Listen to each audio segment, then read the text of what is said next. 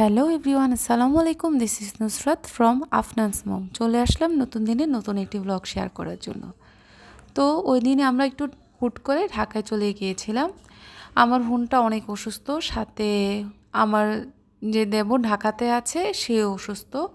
যেহেতু আমার শ্বশুর শাশুড়ি ওনারা হজে গিয়েছেন, তো ভাবলাম আমার দেবরটার জন্য কিছু রান্না করে নিয়ে যায়। যেহেতু ও বাসায় একা আছে, ও রান্নাবান্না করতে একটু কষ্ট হচ্ছে, আর বুয়াগুলোও এখনও ছুটিতে গিয়েছে, এখনও আসে নাই।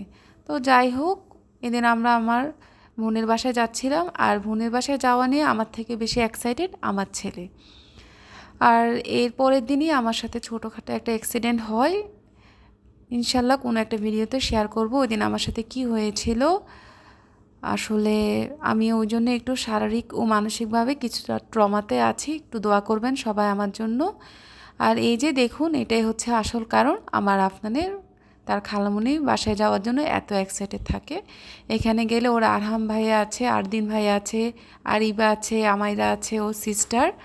তো ওইখানে গেলে ও অনেক বেশি মজা করতে পারে, দুষ্টামি করতে পারে। আর আরহাম আরদিন মাশাল্লাহ অনেক লক্ষ্মী বাচ্চা। ওরা আমার ছেলেকে অনেক নিজের ভাইয়ের মতোই আদর করে। আর এই যে আমার কোলে দেখতে পাচ্ছেন, এই যে ছোট্ট পরীটা, এটা হচ্ছে আমার বোনের একটা মাত্র মেয়ে। ওর 2 মাস হয়েছে। সবাই ওর জন্য দোয়া করে দিবেন, আল্লাহ যেন আমাদের বাচ্চাটাকে নেক হায়াত দান করে আর অনেক অনেক ভালো রাখে। আর এই যে এখানে আফনানের খালু ওর জন্য কেক নিয়ে চলে এসেছে। এটা ও আমরা যেদিন যাব ওই দিনে আগে থেকে এনে রেখেছে, যেন আফনানের বার্থডেটা সেলিব্রেশন করতে পারে।